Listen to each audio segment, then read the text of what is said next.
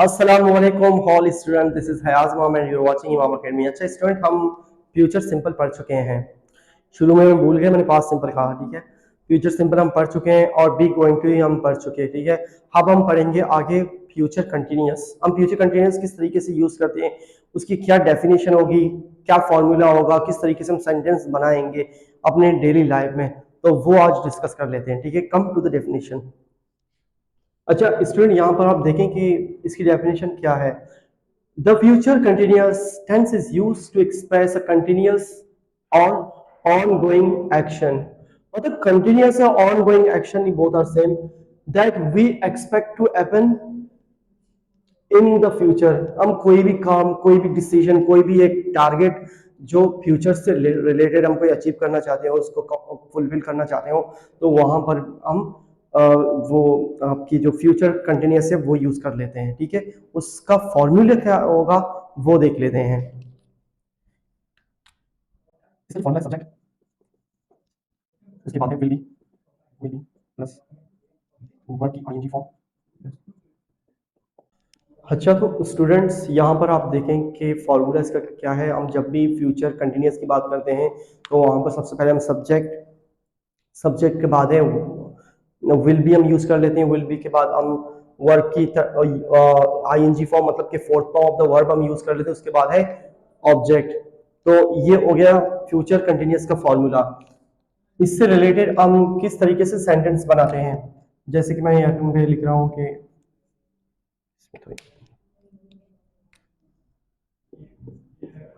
I will be waiting for him.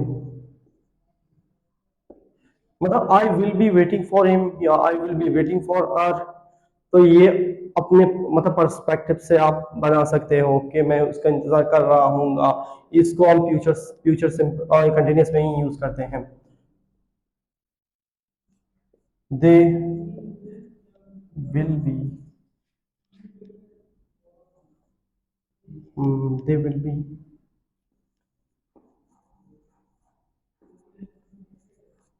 Playing. ये हो गया they will be playing football. वो फुटबॉल खेल रहे होंगे। तो अच्छा स्टूडेंट, आप देख सकते हैं कि मैंने एग्जांपल्स आपको सिंपल किस तरीके से हम सेंटेंस बनाते हैं वो मैंने आपको सिखाया।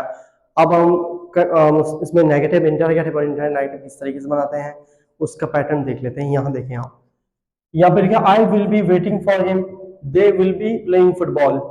उसके बाद ये तो दो हो गए इसके सिंपल, लेकिन अब हम बढ़ेंगे नेगेटिव, इंटरगेटिव और इंटरनेगेटिव की तरफ। She will not be catching fish, या हम यहाँ पर ये भी कह सकते हैं she won't be catching fish, ठीक है। और she will not be catching fish, both are same.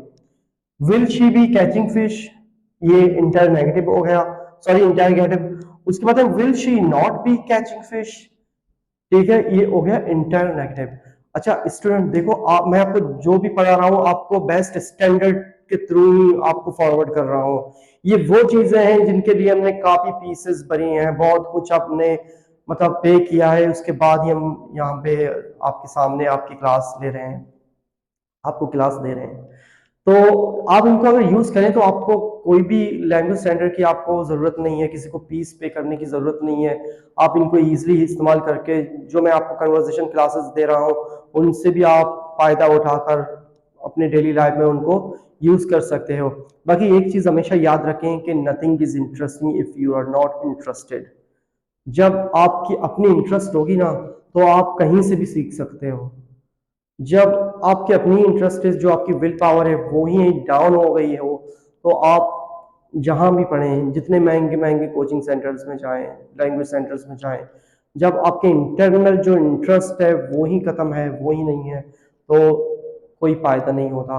आप ये जो भी सेंटेंसेस, जो भी टेंसेस या ग्रामर है, वो लिटरेचर है मैं आपको पढ़ा रहा हूँ, कन्वर्सेशन क्लासेस दे रहा हूँ, तो आप इनको अपनी डेली लाइफ में यूज करते रहोगे तो आपको बहुत ज्यादा फायदा मिलेगा। अगर आप सिर्फ इनको देखकर स्किपिंग करोगे तो मैं क्या कर सकता हूँ, ठीक है। Wish you all the very best, take care of yourself.